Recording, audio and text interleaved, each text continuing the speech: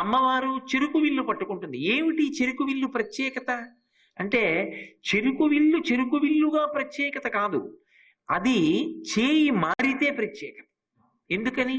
ఈ చెరుకు విల్లు కానీ 5 పుష్పబాణములు కానీ యథార్థమునకు అమ్మవారివి కావు.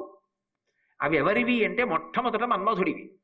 మన్మధుడు చెరుకు విల్లు పట్టుకుంటాడు, 5 పుష్పబాణములు పట్టుకుంటాడు. అందుకే ధన పౌష్పం మౌర్వీ మధుకరమయీ పంచవిశిఖ వసంతు సామంతో మలయ మరుదాయోధనరథ తథాప్యేక సర్వం హిమగిరిసుతే కామపి కృపాం అపాంగత్తే లబ్ధ్వా జగదిదమనంగో విజయతే అంటారు సౌందర్యలహరిలో శంకరాచార్యులు వారు. ఈ 5 పువ్వుల బాణాలు ఈ చెరుకు విల్లు పట్టుకుంటాడు. చెరుకు విల్లు ఎక్కడ చూడండి తీయగా ఉంటుంది. ఆ 5 పుష్పబాణములను వేస్తూ ఉంటాడు మన్మధుడు. మన్మధుడి చేతిలో చెరుకు విల్లు పుష్పబాణాలు ఉండి మన మీద పడుతున్నంతసేపు కూడా మనకి విషయములన్నీ సుఖంగా కనపడుతుంటాయి. ప్రాపంచికమైనటువంటి విషయముల వైపుకి తిరుగుతుంటాం. చంద్రశేఖర భారతీ స్వామి అంటారు, విశేషముగా హింసించే స్వరూపం ఉన్నవేదో అవే విషయ వస్తువులు. అవి పైకి తీయగా ఉంటాయి, కానీ పుణ్యాన్నో పాపాన్నో సంక్రమింప చేస్తుంటాయి, పునర్జన్మ హేతువులు అవుతూ ఉంటాయి. అటువంటి విషయముల వైపు తిరుగుతూ ఉంటాడు. అలా విషయముల వైపు తిరుగుతున్నవాడు అమ్మా నన్ను రక్షించు అని ఒక్కసారి ఆవిడ పాదముల మీద పడిపోతే ఆవిడ తీసుకుంటుంది ఆ చెరుకు విల్లు 5 బాణాలు తీసుకుంటే. ఇప్పుడు ఆవిడ చేతిలో చెరుకు విల్లు 5 బాణాలు ఉంటే అవి పుష్ప బాణాలే. ఆవిడ చేతిలో ఉన్నా కూడా అశోకము, అరవిందము, నవమల్లికము ఇటువంటివి 5 పువ్వులు ఆమె చేతిలో బాణాలుగా ఉంటాయి. ఇప్పుడు ఈ 5 ఆవిడ చేతిలో ఉన్నాయనుకోండి, శబ్ద స్పర్శ రస రూప గంధములు మనస్సు అనేటటువంటి చెరుకు విల్లుతో కలిపి భక్తిగా మారిపోతాయి. కొత్తగా మనిషి వేసుకున్న బట్టలో మార్పేం రాదు, కొత్తగా మనిషి ఉన్నటువంటి ఆశ్రమంలో మార్పేం రాదు. అలాగే ఉంటాడు, అదే పని చేస్తుంటాడు, భార్యతో ఉంటాడు, బిడ్డలతో ఉంటాడు, గృహస్థాశ్రమంలోనే ఉంటాడు. మార్పు ఎక్కడొచ్చింది అంటే, పూర్వం తన మనసుకి ప్రీతిగా ఉండేటటువంటి శబ్దములు వినడానికి ప్రయత్నించేవాడు. ఇప్పుడు మనసు దేని చేత సంతోషాన్ని పొందుతుంది అంటే, భగవత్ సంబంధమైన విషయములు వింటుంటే ఆనందపడతాడు. లేదా ఆయనకి ఏ శబ్దం వినపడినా దాన్ని భగవత్పరంగా అన్వయం చేసుకుంటాడు. ఏదో ఎక్కడో తుమ్మెద ఎగురుతోంది అనుకోండి, చూస్తాడు, భృంగావళీచమకరంద రసాన విద్ద జంగారగీత నిరతై సహసేవనాయ. ఇవి వెంకటాచలంలో తెల్లవారుధామని ఎగురుతుంటే స్వామికి సుప్రభాతంలో పలుకుతారు. ఈ ఝంకారమే ఆ నిశ్శబ్దంలో వినపడుతుంటుంది అని భగవత్పరంగా అన్వయం చేసుకుంటాడు. లేదా ఈశ్వరా ఏమి సృష్టి, ఒక గొంగళి పురుగుని సీతాకోక చిలుకని చేశావా, సీతాకోక చిలుకకి మళ్ళీ అంత అందమైన రెక్కల, తుమ్మెదకి ఝంకారమా, ఎంత అద్భుతం స్వామి. ప్రతి శబ్దమునందు ఈశ్వరుణ్ణి స్మరిస్తాడు, లేదా ఈశ్వర సంబంధమైన శబ్దములు వినడమునందు ప్రీతిని పొందుతాడు. ఎప్పుడు ఏదో భగవత్ కథ వినడం, భగవత్ సంబంధమైనటువంటి కీర్తన వినడం, భగవత్ సంబంధం కలిగినటువంటి వారితో కలిసి తిరగడం. అలాగే స్పర్శ, పూర్వం విషయ వస్తువులన్నీ ముట్టుకుని సంతోషించేవాడు, దానికి పెద్ద వివరం అక్కర్లేదు, మనం అందరం ఆ స్థితిలో ఉన్న వాళ్ళని. కానీ ఒకసారి అమ్మవారి అనుగ్రహం కలిగిన తరువాత ఏది ముట్టుకున్నా భగవత్ ప్రసాదంగా ముట్టుకోవడాన్ని ఇష్టపడతాడు. ఎప్పుడెప్పుడు నేను ధ్యానంలో ఆ తల్లి పాదాలు ముట్టుకుంటాను, ఎప్పుడు ఆ తల్లి మెత్తటి పాదములు స్పృశిస్తాను, ఆ తల్లి వేళ్లకి నేను ఎప్పుడు మట్టెలు పెడతాను, ఆ తల్లి పాదములకు మంజీరములు ఎప్పుడు తొడుగుతాను, ఆ తల్లి పాదములు తల మీద నా తల మీద ఎప్పుడు పెడుతుంది, నేను ఎప్పుడు అమ్మవారి పాదములకు అనులేపనం చేయబడిన గంధాన్ని తీసి నా లలాటమునందు ధరిస్తాను, ఎప్పుడు నా తల్లి పాదముల మీద పువ్వు తీసి నేను కళ్ళకద్దుకుని తల మీద పెట్టుకుంటాను. ఇప్పుడు స్పర్శ అంత భగవత్పరం అవుతుంది. రస, పూర్వం రుచి కోసం తినేవాడు, ఇప్పుడు ఏది తిన్నా ఈశ్వరానుగ్రహం అని ఈశ్వరుడికి నైవేద్యం పెట్టి ప్రసాదంగా తీసుకుంటాడు. ఇప్పుడు రుచి కోసం కాదు, ఈశ్వర ప్రసాదంగా తింటాడు దాన్ని. రూప, పూర్వం ఏది చూసినా తన కంటికి నదరగా కనపడితే సంతోషించేవాడు, సంతోషించి ఊరుకునేవాడు కాదు. అది నాదైపోతే, దాన్ని నేను అనుభవిస్తే, దాన్ని నాదిగా మార్చుకుని దానిలో ఉన్నటువంటి సుఖాన్ని నాదిగా మార్చుకుంటే అని అనుకునేవాడు. ఇప్పుడు ఎక్కడెక్కడ ఏ అందమైనటువంటిది కనపడ్డా ఇదంతా కూడా ఈశ్వర సృష్టి అంటే. ఒక పువ్వు కనపడింది అనుకోండి, కోసేవాడు పూర్వం. ఇప్పుడు ఇంత సన్న తొడిమ, దాని మీద మళ్ళీ ఆకులతో ఇలా చక్కగా ఒక అందమైనటువంటి గొట్టమా, గొట్టంలోంచి రేకులా, ఆ రేకుల మీద చుక్కలా, అవి ఇలా విప్పుకుంటే పచ్చగా ఉంటాయా, దాని మీద ఎవరో కుంచెతో పెట్టినట్టు చుక్కలా.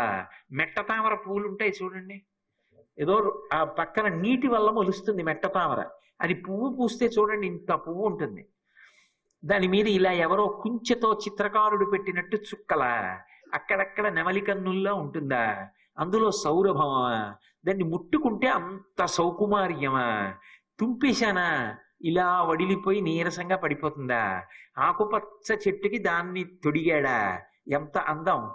నేను కాదుగా సృజించింది, దాన్ని ఎందుకు నేను ముట్టుకోవాలి, దాన్ని ఎందుకు తుంపేయాలి, అది అలా ఉండగా ఆ చెట్టుని, ఆ చెట్టుకి పూసిన పువ్వుని చూడటంలో ఎంత ఆనందంగా ఉంది. ఇప్పుడు ఒక్క పువ్వుని చూస్తే పువ్వు వెనక పరమేశ్వరుణ్ణి జ్ఞాపకం తెచ్చుకుంటాడు. అది అలవాటు కాలేదు. తెల్లవారుజామున మార్నింగ్ వాక్ అని పేరు పెట్టుకుని ఓ వంకర పైన ఉన్నటువంటి కర్ర పట్టుకెళ్ళి, మొక్క తనది కాదుగా, జుట్టు పట్టుకుని ఆడదాన్ని ఉంచితే చూడడం ఎంత బాధగా ఉంటుందో, అలా కొమ్మల్ని పట్టుకుని ఉంచేసి పువ్వులు మొగ్గలు కోసి వదిలి చీకట్లో దొంగతనం చేస్తూ పట్టుకెళ్ళిన పూలు ఈశ్వరుడికి పూజ. ఉద్ధరింపబడతాడా? ఏది సౌకుమార్యం, ఏది భావనలో? అలా కానప్పుడు ఏది చూడండి, అబ్బా ఏమి సృష్టించాడు రా ఈశ్వరుడు. ప్రతి చోట ఎక్కడెక్కడ గొప్ప అందం కనపడినా ఇది ఈశ్వర సృష్టి. పొంగిపోతాడు. ఓ జలపాతం కనపడింది అనుకోండి, అబ్బా ఈశ్వర, ఏమి జలపాతం, ఏమి హొయ్యలు, ఏమి నీళ్లు పడ్డం, ఏమి శబ్దం, ఏమి తుంపరలు, ఈశ్వరుడు యొక్క విభూతి అంటాడు. ఏది చూడండి పరవశించిపోతాడు, ఆనందపడిపోతాడు. ఏది చూడండి బాహ్య రూపం చూడడం కాదు, అందులోంచి ఒక ఉత్తమ భావన పొందుతాడు. నేను ఆశ్చర్యపోయాను. ఒక ఆయన అన్నాడు, కదిలి కదిలి 10 మందికి ఉపయోగపడాలనుకుంటుంది కాబట్టి నది నీరు తీయగా ఉంటుంది, అన్నీ తనలోకి పుచ్చేసుకుని ఎక్కడికి ప్రవహించదు కాబట్టి సముద్రపు నీరు ఉప్పగా అయిపోయింది అన్నాడు. ఎంత గొప్ప భావన! 10 మందికి పనికి రావాలనుకున్న నాళ్ళు తీయగా ఉంటావు, అన్నీ నేనే పుచ్చుకొని కదలకుండా కూర్చుందాం అనుకున్న నాడు ఉప్పగా అవుతావు. భావనలో ఎంత గొప్ప సౌకుమార్యం! ఇది చూడడంలో ఏది చూసినా అందులో భగవంతుని యొక్క విభూతి కనపడుతుంది. ఆశ్చర్యంగా ఉంటుంది. అంతవరకు ఎందుకంటే ఒక్క కను గుడ్డు మీరు చూడండి, పిల్లి కన్ను చూడండి ఎంత విచిత్రంగా ఉంటుందో. ఎప్పుడైనా దగ్గర నుంచి పిల్లి కన్ను చూడండి, కేటై కేటై అంటుంటారు, అసలు ఆ పిల్లి కన్ను చూస్తేనే విచిత్రంగా ఉంటుంది. కోడి కన్ను చూడండి, అది ఇలా రెప్ప మూస్తే తొడుగొచ్చి ఇలా మూసి పైకి వెళ్తూ ఉండడం కనపడుతూ ఉంటుంది. ఆఖరికి పెద్దగా పెరిగిన బల్లిని చూడండి, నల్లపూసలు పైకున్నట్టుగా గుడ్లు ఇంతంత కళ్ళు ఉంటాయి, దానికి చూస్తూ ఉంటుంది, నల్లపూసలు పెట్టినట్టు ఉంటాయి. మనిషి కన్ను చూడండి, అందరి ముఖాలు ఒక్కలా ఉంటాయి. ఒక్కొక్కళ్ళ ముఖం చూడగానే అబ్బా ఈవిడికి నృత్యం నేర్పిస్తే చాలా బాగుంటుందండి, ఎంత పెద్ద కళ్ళు అంటారు. ఒక్కొక్క కళ్ళు చూసేటప్పటికి ఇప్పుడు నీరసంగా వాలిపోయి ఉంటాయి. పాపం ఏమిటండి కళ్ళు అలా నీరసంగా ఉన్నాయి, నిద్ర వస్తుందా, ఏం బడలిపోయారా అంటారు. నవరసాలు కళ్ళల్లో కనపడతాయి. ఒక్క కళ్ళని బట్టి మనిషి యొక్క తేజస్సు తెలుస్తుంది. ఒక్కొక్కరి కళ్ళు చూడండి, అవతల వాళ్ళ గుండెల్లోకి గుచ్చి పరిశీలనం చేస్తున్నట్టు ఉంటాయి ఆ చూపులు. అలా ఉంటాయి కొంతమంది కళ్ళు. కొంతమంది కళ్ళ చేత ముఖం ఇప్పుడు నవ్వుతున్నట్టుంటుంది. అసలు ఆ చేతిలో పట్టుకున్న కుంచి ఏమిటి, ఎలా గీశాడు ఇన్ని ముఖాలు, ఎలా పెట్టాడు ఇన్ని కళ్ళు, ఒక్క కన్ను నిర్మాణంలో ఇన్ని రకాల కళ్ళ, ఇంత సొగస, చూడగలిగినటువంటి హృదయ సౌకుమార్యం ఏర్పడాలి. కానీ ఏది చూసినా వెనక శిల్పి ఈశ్వరుడు కనపడుతూ ఉంటాడు. ఇది ఎక్కడ వస్తోంది అంటే అమ్మవారి చేతిలో ఉంది ఆ విల్లు. అందుకని ఇప్పుడు అది విషయ వస్తువుల యందు తీపి కాదు, అంతటా భగవద్భావన అన్న మాధుర్యం నిండిపోయి ఉంటుంది. కాబట్టి శబ్ద స్పర్శ రస రూప గంధ, ఏ వాసన చూడండి, ఎలాగండి ఇలా పెడతాడైనా, ఎలా తీసుకొస్తాడు ఇంత ఓ చిన్న పుల్ల ముక్క, అది పైకి ఇలా తిప్పి చూస్తే ఎప్పుడు కోసిన ముక్కో ఎండిపోయి ఉంటుందా, దాన్ని తీసుకెళ్ళి బండరాయి గరుగ్గా ఉందా, కాసి నీళ్ళ చుక్కలు చల్లి ఇలా దాన్ని నరగదీస్తుంటే అరిగిపోతుంటే ముద్ద అయితే అందులోంచి అంత సువాసన. ఇంత ఎండిపోయిన కర్ర నీళ్లతో కలిపి రుద్ది తీసింది ఇలా చర్మం మీద రాసుకుంటే చల్లతనమా? అది పరమేశ్వరుడికి అలదితే కీర్తన వచ్చేసిందా చందన చర్చిత నీలకళేబరా అని. ఏ రూపానికైనా చందనం అలంకారమా? ఇంత సొగసైన చందనమా? ఈ చందనపు చెట్టుకో తొర్రలో మళ్ళీ ఒక ఆడ నాగు పాము పడుకుంటుందా అక్కడికి వెళ్ళి? హరిచందన కోటరమనకు బోవునాగ తరుణియ బోలెన్ అంటారు నందితిమ్మన గారు పారిజాతాపహరణంలో. ఎర్ర చందనపు చెట్టు యొక్క తొర్రలో ఆడ త్రాచుపాము పడుకుంటుంది. సత్యభామ అలా వెళ్ళింది అన్నారు కోపగృహానికి. ఓ ఎండిపోయిన మొక్క ఎన్నేళ్ళు అలా ఎండిపోయి ఉన్నా నీళ్లు తగిలి అరగదీస్తే అందులోంచి సువాసన. నేను ఒకసారి మనకి నిర్మాణం చేస్తున్న గోశాల చిట్ట చివరికి వెళ్ళాను. వెడితే అవతల వైపు పెద్ద తెల్లటి పూలు కనపడ్డాయి. అసలు అందులో కేసరాలు ఏమిటి, ఆ దళాలు ఏమిటి, ఆ పువ్వు ఏమిటి, ఆ సొగసు ఏమిటి, నేను ఆశ్చర్యపోయాను. వర్రే మోహన్ రావుని పిలిచి ఒక్క పువ్వు మాత్రమే కోసుకురండి అన్నాను. అవన్నీ ముళ్ళ డొంక, అది ముళ్ళ డొంకలో పూసే ఆ పూలు. వెళ్ళి ఆయన పువ్వు కోసుకొచ్చారు. ఆ పువ్వు చేత్తో పట్టుకుంటే ఎంత చక్క మందమైనటువంటి సువాసన. ఎన్ని కీటకాలు ఆశ్రయించి ఉన్నాయో ఆ సువాసన కోసం. అసలు లోపల ఉంది, ఇలా వేలు పెట్టి ముట్టుకోబుద్ధి లేదు. ఇలా ముట్టుకుంటే మరకబడిపోతుందేమో అనిపించింది. అసలు మట్టి చేతులతో అనవసరంగా ముట్టుకుంటున్నానేమో ఈ పువ్వుని. ఎవరైనా ఏదో గ్లాస్కో పంచ కట్టుకున్నారంటారు. ఆ పంచ కన్నా కూడా ఇంకా తెల్లగా అంత అందంగా ఎక్కడో ముళ్ళ డొంకలో పుట్టిందో పువ్వు. దానికి సువాసన ఏమనాలి? ఎవరు పీలుస్తారు? అనవసరం. అది అక్కడ పుట్టి సువాసనలు విరజిమ్ముతోంది. ఒక సంపంగి పువ్వు ఏం వాసన! సాయంకాలానికి విచ్చుకునే మల్లె పువ్వు ఏం వాసన! జాజి ఏమి సువాసన! ఒక వాసనలా ఒక వాసన ఉండదు. ఒక గులాబీ ఎంత సువాసన! ఏమి ఈశ్వరుని యొక్క సృష్టి! ఎక్కడ ఏ వాసన కనపడ్డా ఈశ్వర ఏమి మహత్కార్యం, ఏమి అపురూపమైన శిల్పివి, ఏమిటి విశేషం! మామూలు చందనాన్ని అరగదీస్తే వచ్చినట్టుగా ఎర్ర చందనాన్ని అరగదీస్తే రాదు. మీరు ఎప్పుడైనా మామూలు చందనపు చెక్క తీసుకొచ్చి అరగదీయండి. అరగదీస్తే అందులోంచి చందనపు ముద్ద వస్తుంటే సువాసన వస్తుంది. మీరు అరగదీసిన కొద్దీ బాగా చిక్కగా అయిపోయి ఇంకా అది పూసలు కట్టేసి మీరు తీస్తున్నటువంటి చందనపు సానం ఇచ్చి పక్కకి పడిపోతుంది. మీరు ఎప్పుడైనా బాగా తీసి చూడండి. ఏదో కొద్దిగా నీళ్ళు అయ్యేటప్పటికి పొట్టం వీరితో లాగేస్తానంటే నేను చెప్పలేను. అది బాగా తీస్తే పూసలు కట్టేసి పక్కకు పడిపోతుంది. అదే ఎర్ర చందనం అరగదీయండి, గోడ జారిపోతుంది, ముద్దే అవదు. వాల్మీకి మహర్షి రామాయణంలో వర్ణిస్తారు, ఏదో చెవుల పిల్లి రక్తంలా ఉంటుందంటారు. నిజంగా అలాగే వస్తుంది. ఆ చందనపు సాన మీద ఎర్ర చందనం అరగదీస్తే ఎర్రగా నెత్తురొచ్చినట్టు వస్తుంది. వచ్చి అది మీరు గోడ జారిపోవాలి. అది ముద్ద మాత్రం ఓ పట్టానవదు. ఎంతో కష్టపడితే పాత్రలోకి కాకుండా జలపాత్ర యొక్క అంచుకి కొద్దిగా ముద్ద రాయొచ్చంతే. మిగిలింది ప్రవాహం కింద అంటే పల్చగా ఉంటుంది ఎక్కువ, తప్ప ముద్దగా రాదు.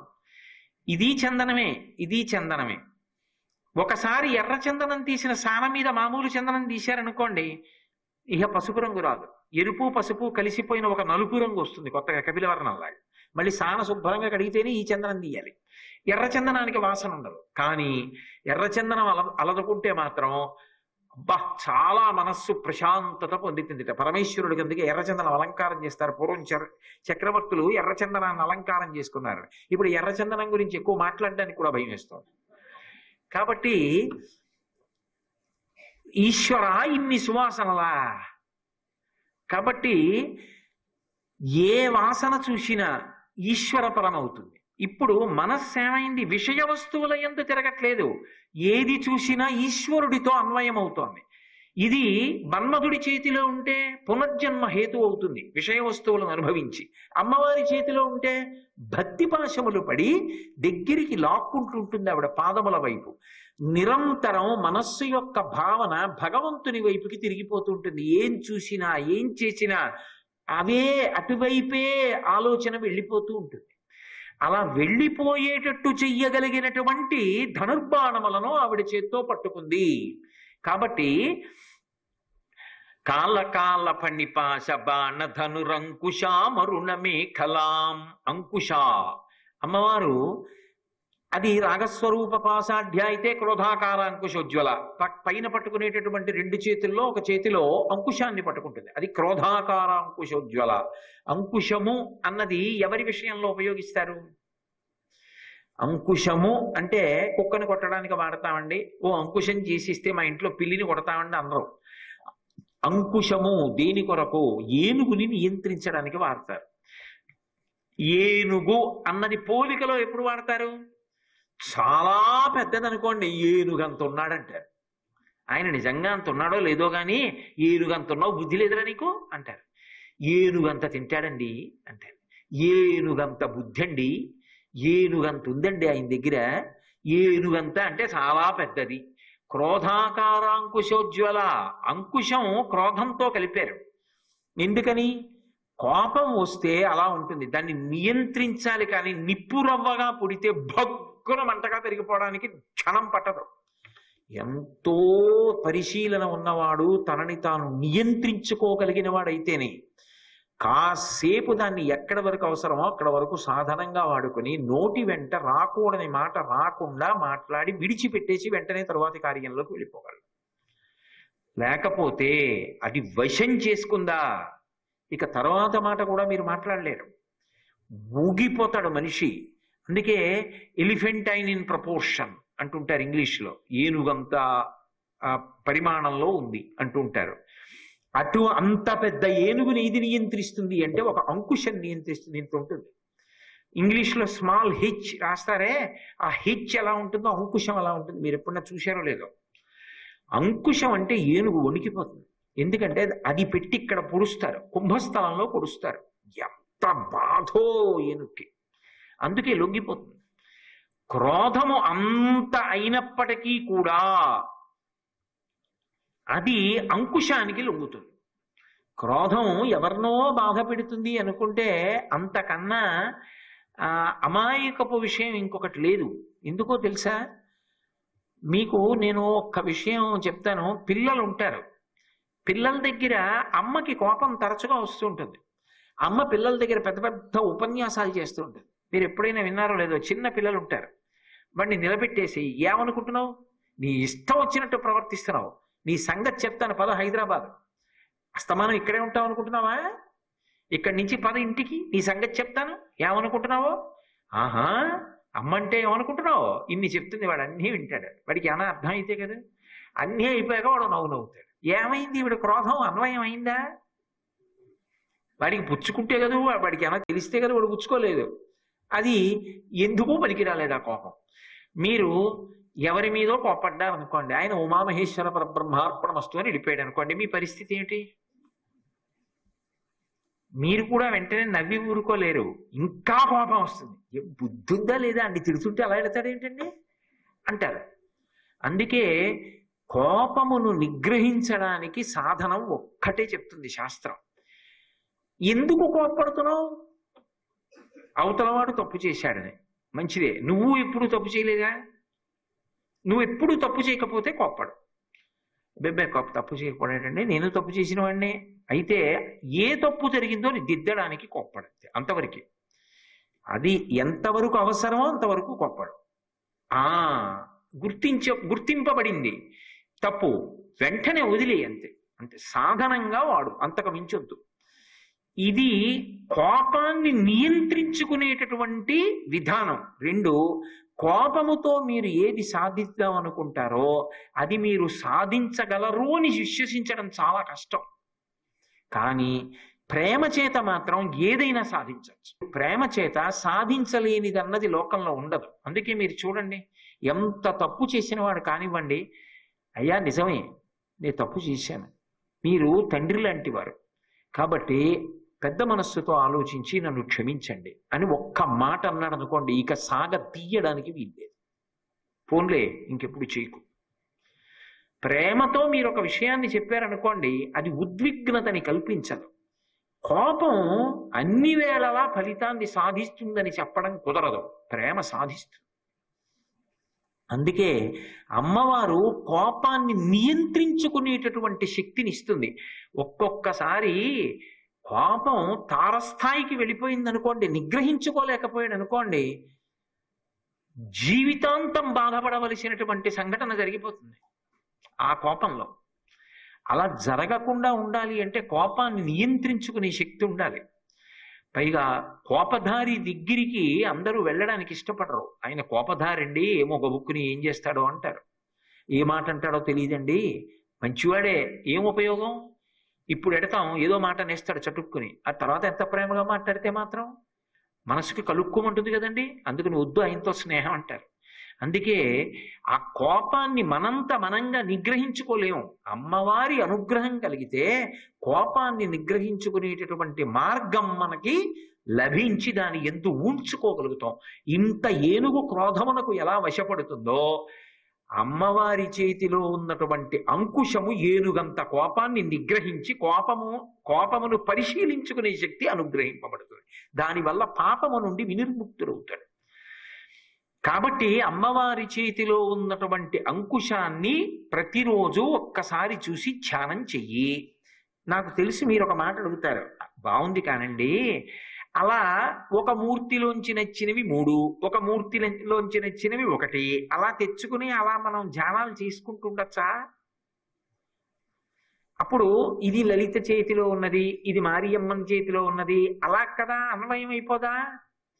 అది రాగస్వరూప పాశాఢ్యాగా మేము చూడకూడదా ఒకవేళ అని మీరంటే నేను మీకు ఒక జవాబు చెప్తాను.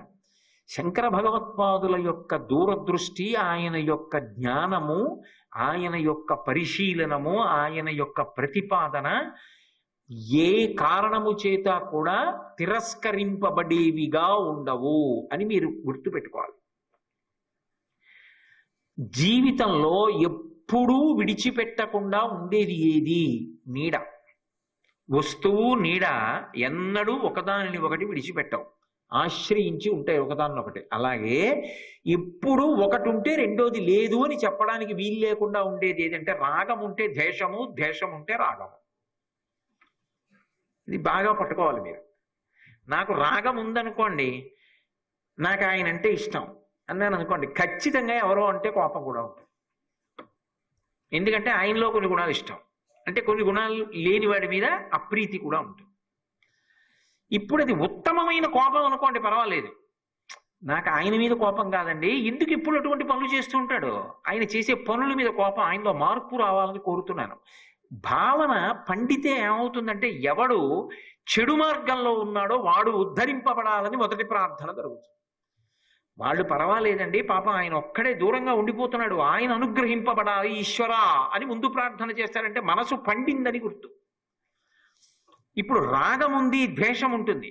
ఎందుకని అంటే నాకు చాలా ప్రేమ ఉందనుకోండి, దానివల్లే కోపం వస్తుంది.